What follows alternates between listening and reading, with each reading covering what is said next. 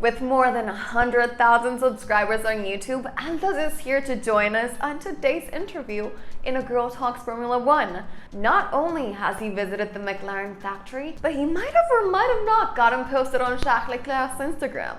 Working with the likes of Veloci and other famous YouTubers, we have here today ALDAS, a YouTube mega sensation. But don't hear it from me, let's hear it from him. Ready? In 3, 2, 1. Hi guys, and welcome back to another interview on A Girl Talks Formula One. I am so excited about today's guest because he is going to tell us all about Formula One from his perspective. With you, we have here ALDAS. Hi ALDAS, how are you doing? Welcome to the podcast. Thank you so much for having me on. It's been interesting organizing this between us, but yeah, really looking forward to this. Very interesting. To put you guys a little bit in context, I actually tested positive for COVID and my voice was just terrible. We were actually planning on recording this a week earlier and we had to reschedule. Daz was so kind to come and join us on the podcast again.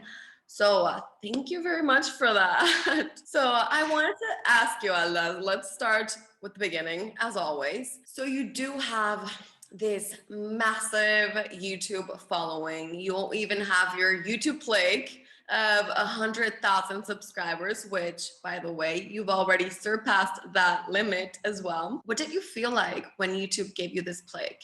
Because it's such a special achievement. It was actually insane. I remember actually, because you get to 100,000 subscribers and you have to apply for it.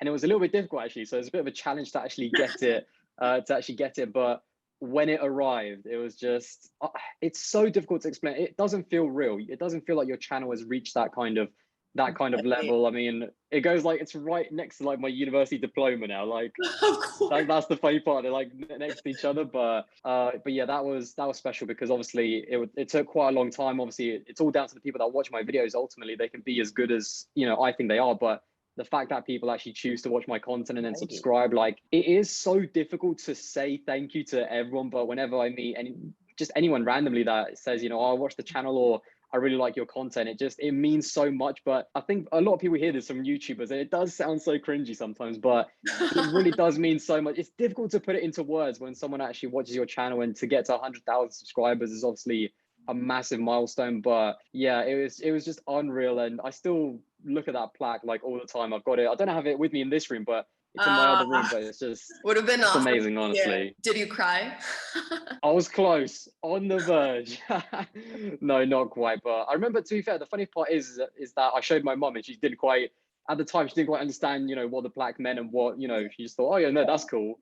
But my dad was like, oh, this is amazing. So aww. Yeah, it was quite interesting. But yeah, it's nice to actually have a plaque in your hand, that kind of, because obviously YouTube, everything happens over, online, and when you look at your subscribers, it's just numbers on a screen. But when you actually have a plaque with you, it's like a little trophy. It becomes physical, yeah. Of course. It's like a platinum record or something. Like you did this amazing CD or something. But tell us how you got started, especially for all of these new up-and-comer, YouTubers. Did you start as a fan of Formula One, or do you actually have family that is related in motorsports? Because another thing that I want you to tell me about is that you also kart. So you do a little bit of motorsport yourself. So tell us all about that. So the karting actually has come only really in the last like 9 or 10 months, but it's something, I mean, karting is so expensive. Motorsport in general is just crazy expensive. And yeah, it's only really now that I've kind of started doing YouTube that I've been able to kart as well and make some content, on Instagram and on my channel. But in terms of how I started, it really did, you mentioned with like parents and stuff, I didn't have any friends that like were into Formula One or even knew what Formula One was, but I was always a massive Formula One fan. So I needed to talk to Formula One, I need to talk to someone about Formula One, have debates or something, little arguments, or just 100%. Even share your opinion. And there was just no one that I could really talk to about it. So I thought, why not start a channel? I mean, even if it's just random people in the comments that I could talk to about Formula One. So I started in I think I was second year of university. Wow. I started just randomly uploading videos. I think I was doing like maybe 2 or 3 a month, nothing crazy. And then all of a sudden it just it really did kind of explode. And then I think 2020, when I kind of finished university, 2020 was like the really big year where I started to properly upload more and more. But yeah, it was just purely because I didn't know anyone else that was actually into Formula One. So I thought, let's talk to people on the internet about Formula One. And so, yeah, it turned out all right. Of course, no, and it's a great way of doing it. I mean, it makes so much sense. You don't have anybody to talk about it with, so you talk about it with other people that you don't necessarily know, but that at the same time love your content, and it's brought you all the way here. And by all the way here, I mean even the McLaren factory. That was just mind-blowing. Tell us about that experience. I mean, I think McLaren is probably the team of the moment. I was looking at merchandising stores the other day, and McLaren merchandise is like literally out of stock. It's the only team that has no stock. So what was it like to visit this factory? Because also, in my opinion, I think it's probably the prettiest factory. It's just 100%. Right? Exactly. And actually, off the back of that merchandise thing, really quickly, back in 2021, I was able to go to the British Grand Prix at Silverstone. And obviously, Lewis Hamilton and Mercedes, they're the biggest team. He's obviously fighting for the World Championship. But there was more people around the McLaren like stands buying their merch. And if anything, there was more people, like even the claps were almost louder for Lando Norris and McLaren. Like, it really is nuts. I mean, when they do get to a point of fighting for championships, I don't even know what it's going to be like there. So, yeah, McLaren is definitely like, they're the team on the up and certainly really popular. But yeah, when it comes to, I mean, when it comes to their visiting the MTC, oh my God, it was just, that was another level to be in there. Because I've seen pictures, I've seen other videos. Obviously, we see it all the time, the amazing shots. But when you go there, honestly, it feels like a spaceship. Like, it doesn't feel like a real building. Like, we went through like this, to get in, you have to go through like this underground thing. Really? There's like doors. Yeah. There's not like a front door. You have to go into this like little elevator that goes down. You go underground. There's like loads of doors that are not unmarked. It honestly feels like some kind of like top secret laboratory or something. So it is just a total, like, it's like sci-fi, honestly. But yeah, then you kind of see all of the cars. And I mean, we only spent like 2 or 3 hours there because we were quite limited in terms of time, and we did not get to see more than half of what was there. There's just, honestly, I don't know what it must feel like to go to work every single day there. Like, does it kind of wear off? Because it was just unreal. I mean, you see all of the cars, you see all of the liveries, and obviously we had like a little tour guide telling us about the cars and some of the history. And there was actually a really funny moment where there was one car that I think was from 2012, but I think the tour guide said that it was from 2011. And I kind of tried to like point it out to them, like, actually, I think that's a 2012 car because it has different side pods. The McLaren from 2011 and 2012 had different side pods. Yeah. And then me and her kind of looked at it and she was like, oh yeah, that is from 2012 actually. Apologies. And I was like, Oh my God. I felt really bad for correcting her, but I was like, I think that's from 2012 because the side pods are different. But yeah, it was just, you see all of the trophies as well. I mean, I know. I think that's my favorite part, the trophies. For me, of course. I mean, I imagine it's the car, so obviously. Honestly, it was just amazing. You get to see like the first McLaren, then you get to see like all the early papaya ones, the Marlboro ones, you know, with Ayrton Senna, Alain Prost, the chrome ones, and then even some of the modern ones. I think it was the 2020 car, but with the Monaco 2021 Golf livery was there as well. No way. So sick. Oh, no way. For me, in my honest opinion, McLaren should stay with the Golf livery forever. It has been my favorite livery in the history of Formula One.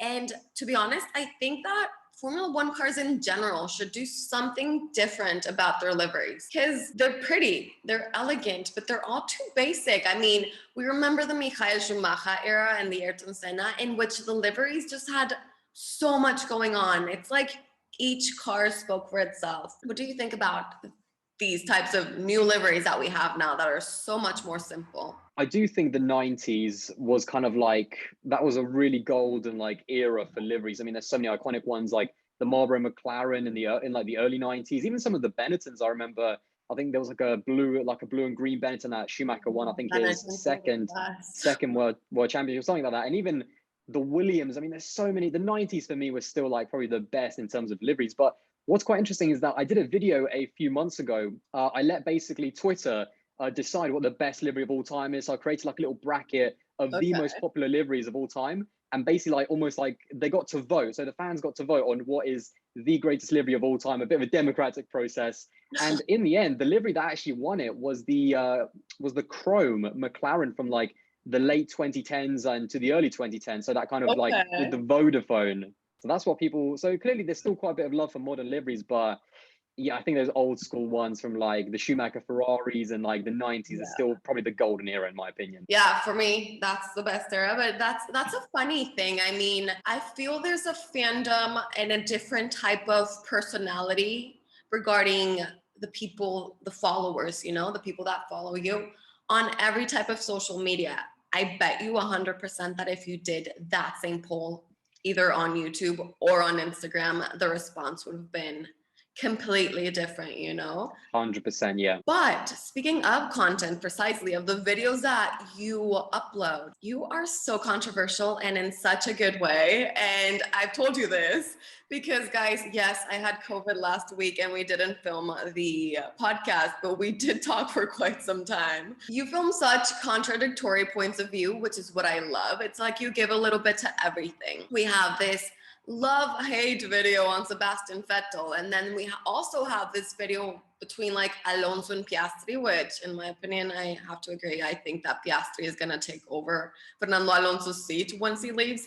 But then we also have this, which was probably one of my favorites, George Russell, Lewis Hamilton, Sebastian Vettel, Charles Leclerc. Yeah. And I mean, there's a reason why so many people follow you. Your content is just crazy good. What inspires you to film these kinds of videos? Because to be honest, they're very different than what other YouTubers upload. I think it's just coming up with the concept. That's always the interesting one. But ultimately in Formula One, especially when you look at like social media, there's always two sides. There's always, I mean, even in 2021, we saw it. There's always like the Max fans and the Lewis fans, and they're always going at each other. And there's always two sides to a story. So I try to be kind of as unbiased as possible, but also just what I see in terms of when I watch the races. And certainly with some of the, I do different types of videos. Obviously, some of them are like history ones, some of the, obviously the Seb one, you know, the whole love-hate thing. That's something that I remember thinking even back in his Red Bull days, and seeing that kind of change just really fascinated me. And I thought maybe other people are also kind of thinking that as well. You know, why was Seb almost so hated back in his Red Bull days, and why is he so loved now? So I thought, you know, make that into a video, and it's like my most popular one ever. So it's just kind of creating stories, and what, you know, do other people think like that as well? And yeah, certainly when it comes to my like analytical videos, I try to be as like unbiased as possible, and just also tell two sides of the story, because there always is two sides of the story. And especially when it comes to fans, they'll see something different. If you're a Lewis fan, if you're a Max fan, and I'm sure, you know, if you're Leclerc or Verstappen. So, I mean, fans are really passionate about their drivers and their teams. I think we've all seen that on social media. So it's just about basically saying the entire story, but then also giving my opinion, which is what I actually think. I always try to be as truthful as possible, but 100%. Yeah, I try to take everything into account. No, but because what you said, I mean, you do try to be as unbiased as possible, but then again, you do have an opinion as well. So I feel it's so important to always mention, this is my opinion, because I don't know, like this fandom is just so passionate and it's great, but people I feel are very quick to kind of like attack when they don't agree with what you have to say, which is why I think your content is brilliant and so smart, because you give a little bit to everybody. There is literally no way somebody can attack you because you have two positions. Oh, they do. It's hilarious. There was one video, I think it was after Sao Paulo, and there was one video that I did, and then there was like 3 successive comments of like, oh my God, you're so biased towards Red Bull and Max Verstappen. And the next comment beneath it was like, you're so biased towards Lewis Hamilton and Mercedes. It's like, make your minds up. So which one is it? I mean, it's kind of a good thing when you get both of those. That's a good thing. I take it as a good thing. If I get both of those comments, it's like people can't make their minds up over who I'm biased over. So that's a good thing. 100%. So in Top Secret, who are you rooting for? Were you a Lewis or a Max fan? Or is that a top secret? To be fair, it's not a top secret. It's more, it genuinely wasn't either one or the other. I think both of them were amazing drivers. I thought in the end, when I did my top 5 kind of best drivers of 2021, I still think Max had the better season.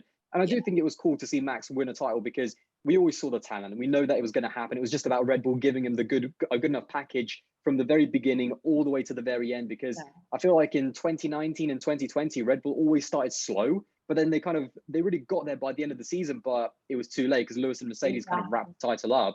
Now, the way obviously it ended in Abu Dhabi, I don't think was great, because ultimately, even though I thought Max had slightly a better season, it doesn't mean that Lewis didn't deserve the title. And the way that last lap in Abu Dhabi played out, ultimately, in a weird way, Lewis probably should have won the title, because he and Mercedes did a better job in the title decider when they were equal on points, but Max equally deserved the title. So it was a really strange one. I didn't have, a feeling one way or the other. I'm a big George Russell and Fernando Alonso fan, that's for sure. So I always like rooting for the drivers lower down, but yeah, George Russell's going to be in a Mercedes, so that's going to be interesting. And you were right outside the Mercedes factory, sharing such a cool photo. I loved it. You literally looked like a Mercedes boy.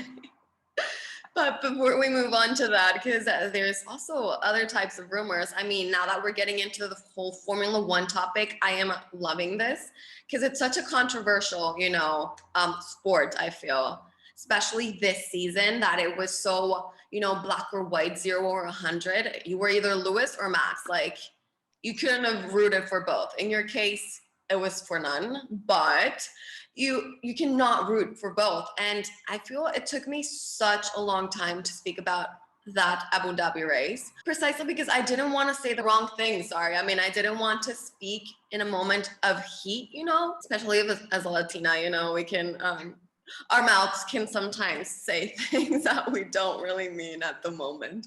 So, I mean, it was just such a complicated race that up to date, it's been a little bit more than a month. And I still over a month, yeah, cannot wrap up my mind as to what happened. I don't think that Massey was favoring any driver. It was just more a fact of luck, in my opinion. Like, they didn't want the best season of the history of life. At least for me, it has been the best season ever. In a safety car, that would have been so boring. I mean, it was less than a lap. And it's, a written down rule that overlapped cars have to overtake the safety car. Lewis Hamilton made the decision to not change his tires when he could, and Max did. So I think it's not that the FIA thought that Max was going to win. Everybody knew it was a possibility, but since it was less than a lap, even Lewis Hamilton could have won. I mean, Lewis did overtake Max for like a tiny second, but he did,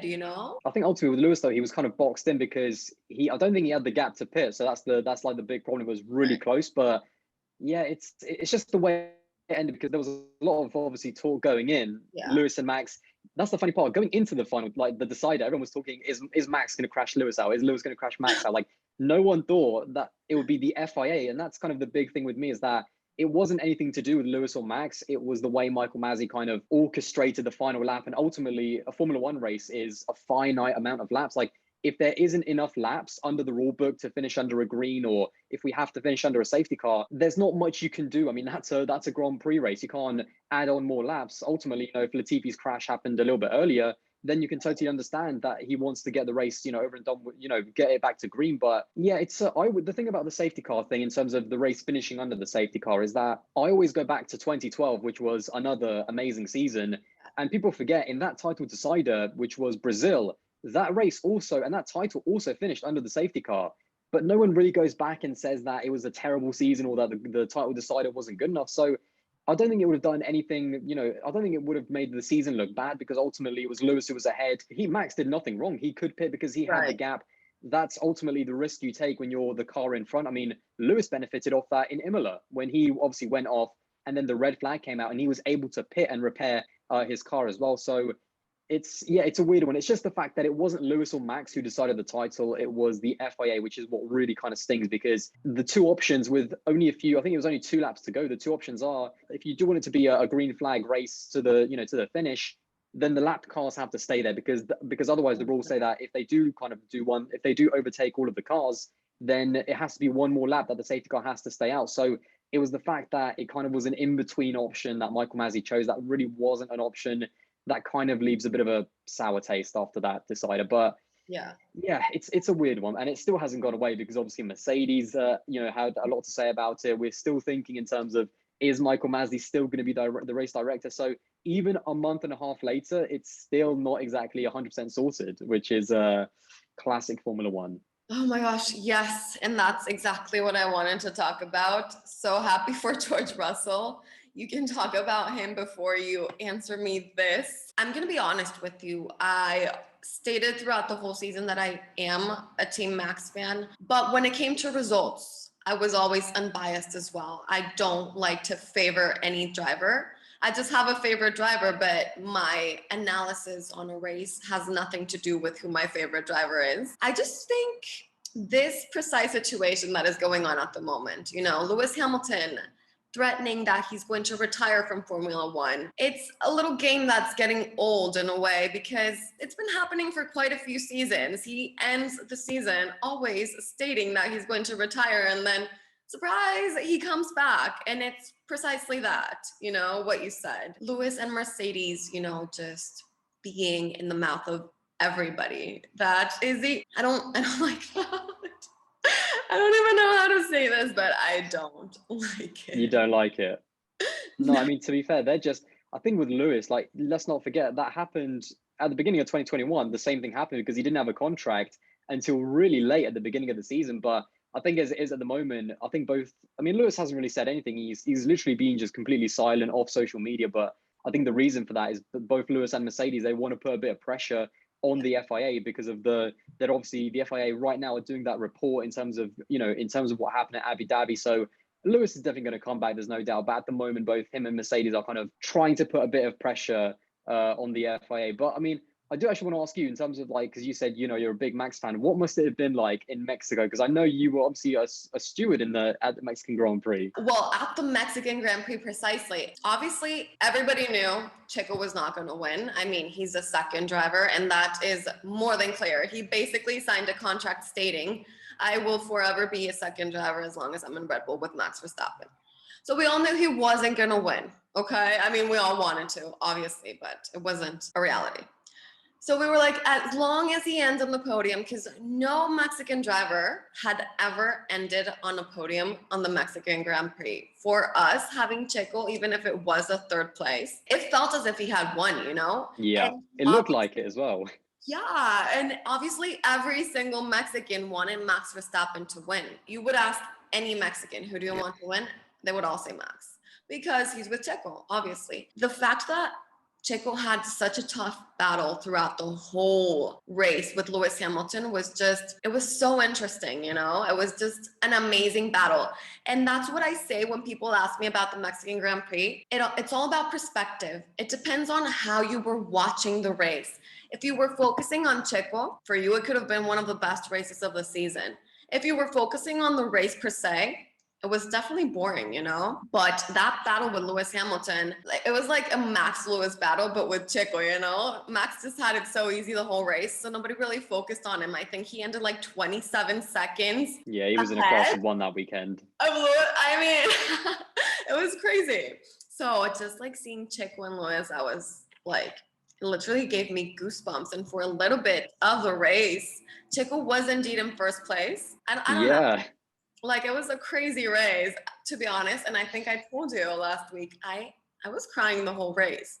Number one, because of Checo. Number two, because of Max. Number three, because just like you and McLaren, I could not believe I was there. And not as a spectator, but as a part of the show. And I was actually the one that was measuring the velocity of the cars once they entered the pits. So in a way, I actually had a responsibility. And I was just like, I can't believe this is me. Like, yeah, kept on crying the whole race. Thank God for hat, sunglasses, and a face mask, or else like people would have noticed. But yeah, it was such a surreal experience. That was another thing that took me a while to talk about because I just couldn't like grasp it, you know? I couldn't believe it had happened. The whole weekend. It's difficult to put it into words, isn't it? Just the experience of being there. Precisely that. And I think there's some things that will just be impossible to put into words. It's like, people ask me, how was your experience? Tell us all about it. And I'm like, I don't remember. It's like when you try to say the name of a person and you have it in your mind, but when you're about to say it, like it just goes. Real life, it goes. Yeah, that's exactly how I feel. It's like these whole flashes are going through my head, but when I'm about to talk about it, I'm like, I don't know what to say. Like, it's just the fact, I mean, that race, even although it might not have been the best race, just the fact that Checo was in a race-winning car, or at least he could get on the podium. I mean, when he did cross the line, obviously with his dad as well, it was so like emotional. He was buzzing. It honestly did look like Checo actually won the race. Like Max actually won it, but it looked like Checo won it, which is just great. I mean, yeah, it was even though it wasn't the best race, just the spectacle of it was amazing, and I'm sure it must have been awesome to like be a part of it. I love that you were like checking the speed of the cars as they were coming into the pit lane. That is so brilliant. It was so exciting. And I was right in front of the FIA because, I mean, they obviously have their sensors and everything, but they're checking at more important things during the race. So that was basically our job. If a car really did exceed the limit, that's when we had to report it to the FIA, and then they would check it on their sensor machine. Oh, right, they did exceed. But Was there any that did, by the way, throughout the weekend? Was there any cars that did? Did you spot no. any? I mean, during the weekend, I think there was one or something happened. You know, something funny happened during the weekend. I didn't get to see it.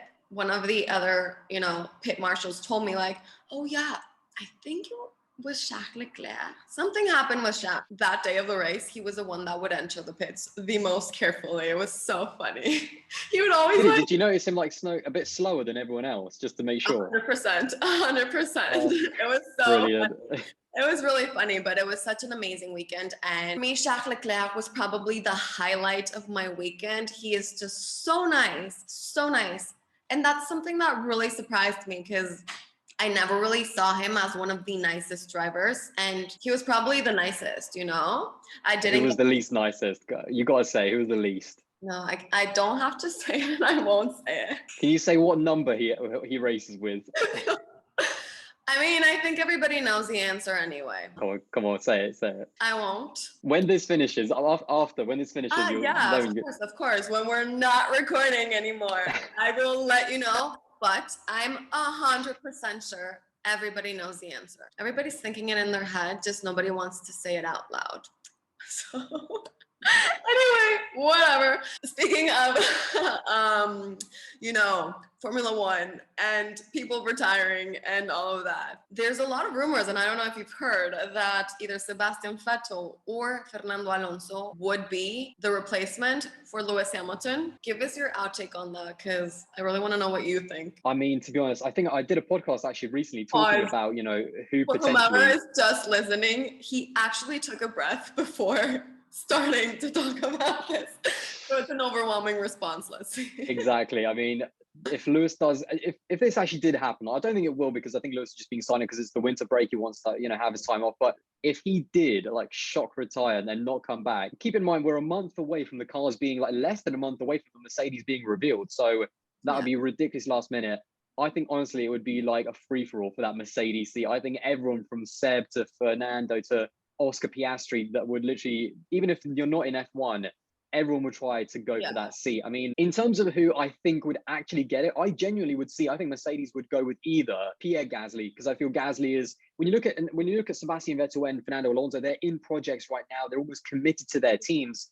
Pierre Gasly is kind of in AlphaTauri, just waiting for his big opportunity. And if Lewis does go, he's almost ready to take that step up, even though it is quite last minute. So I would probably give it to Pierre Gasly, but I would love to see like a Seb or a Fernando in there as well, in terms of what they'd be able to do. But George Russell is no joke. George Russell is a great driver. So it's not as if you come in and you're going to win, you're going to be the number one immediately. Like, George Russell is ready to be a world champion. So it's very tricky to come into that team. But again, I don't think it will happen, because I think Lewis will return. But my realistic option would be Pierre Gasly, because he's been waiting for his big chance again after being dropped by Red Bull. And he's just kind of there at AlphaTauri doing a great job. But I think he is also looking to move on. And if Mercedes came calling, I mean, you could not say no to that. Obviously, especially since Pierre is looking for his big shot, as you mentioned. That is such a risky and bold answer. That 100%, I was not expecting that, but I have to say I am loving it. I mean, my top three drivers are definitely Max, Carlos Sainz, and Pierre Gasly. Sorry, I do have a favorite. After everybody would just constantly ask me, who is your favorite? And I'm like, all of them. And then I said, oh, wait, I think I do have to have a favorite. And I do. Anyway, so I love Pierre Gasly, and I would love to see him in a big team. It's kind of obvious that at least while Christian Horner and Helmut Marko are in Red Bull, he's not coming back ever. Yeah, it's a weird one. I think, I don't think it really ended well between them in 2019. Even forget about the results in the car, but just even, I don't think he worked well with the team. They weren't happy with him. He wasn't happy with them. So it just didn't end well. And ultimately, he did an amazing job in 2020. And when the seat opened up, when they dropped Albon, if they were going to take him, they would have put him in there ahead of Sergio Perez. Now, oh, to be honest, I'm kind of happy that they didn't, because Sergio Perez being dropped like he did out of Racing Point and not even having a seat for 2021. I mean, yeah, that was not great, and I'm so happy that he did go to Red Bull. He got another win in 2021 with them. Obviously, a really nice podium run in that late kind of part of the season. But yeah, when it comes to Pierre, I think he's just waiting in AlphaTauri, performing at his absolute best, beating every single teammate that they've put up against him. But yeah, he's waiting for his big shot. So ultimately, yeah, I don't see him going back to Red Bull, but I'm looking forward to seeing where he goes next, because whether it's to McLaren or Ferrari or even another team, it's going to be very, very exciting. There's a few rumors about Alpine, especially because he's a French. Any team, to be honest. I don't know why he reminds me a little bit of Jenson Button. I feel he's not necessarily going to be like George Russell or Max Verstappen or Charles Leclerc that constantly have world championships. I think he's going to have his one and only world championship, but I do think he can actually get one. I think that's a really good point, actually, because that's a really good point on the Jenson Button thing, because I really agree. Jenson also had a bit of an up and down career. Like, it started kind of really good, then it didn't go quite great.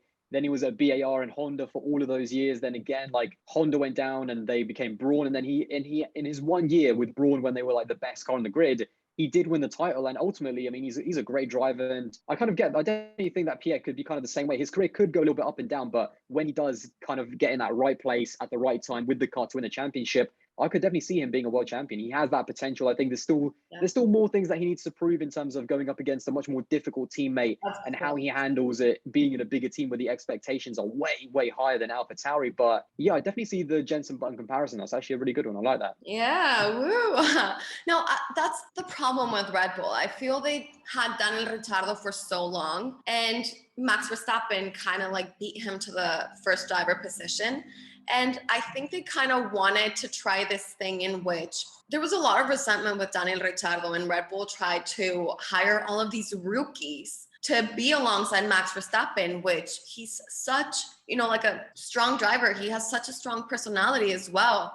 And the team is from the teams that puts the most pressure. I think probably Red Bull puts even more pressure than Mercedes, hiring all these rookies, they're obviously going to explode. Nobody knows what happened behind the scenes, let's say, with Pierre Gasly and Red Bull, because we saw Alex Albon. He didn't perform that great either, but they gave him a much bigger time frame of a chance than Pierre. As long as he's in AlphaTauri, he's never going to become world champion, because Alpha is the lower team of Red Bull, and I don't really see AlphaTauri, separating from Red Bull.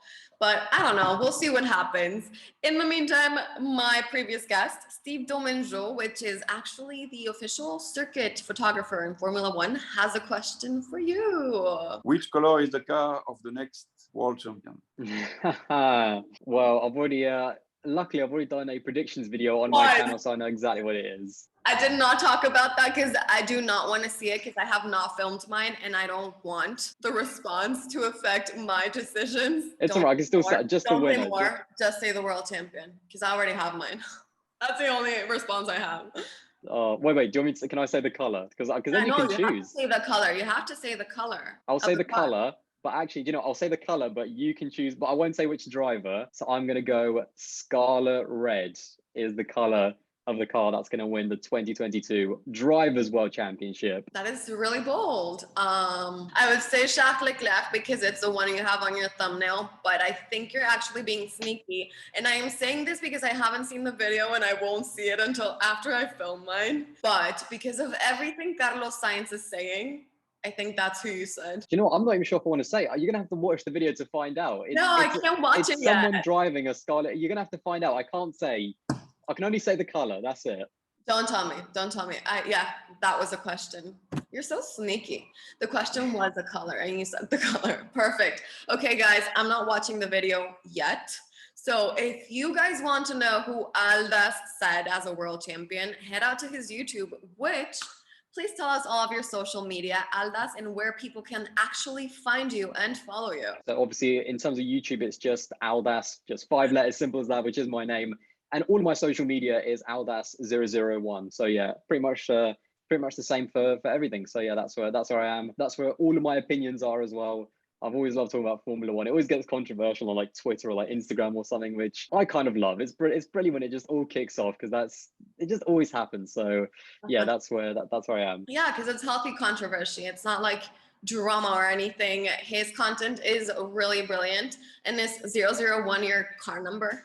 Oh, I'd love that. That'd be brilliant. If I could get that, that'd be amazing. But no, just honestly, actually, the reason why on social media I'm ALDAS001 is because ALDAS is taken on literally everything. So I had to add something a little bit on the end. Awesome. Thank you guys so much for getting to the end of the interview. Thank you, ALDAS, so much for joining the podcast. I actually loved having you here. And I wish you nothing but the best of success this 2022, which in my opinion is going to be the best year yet. Oh, that's brilliant. Again, thank you so much for having me on. And also you too. I'm sure 2022 is going to be a good one. So thank you guys so much for listening to the podcast, and see you again in 2 weeks on another episode of A Girl Talks Formula One. Bye. Bye.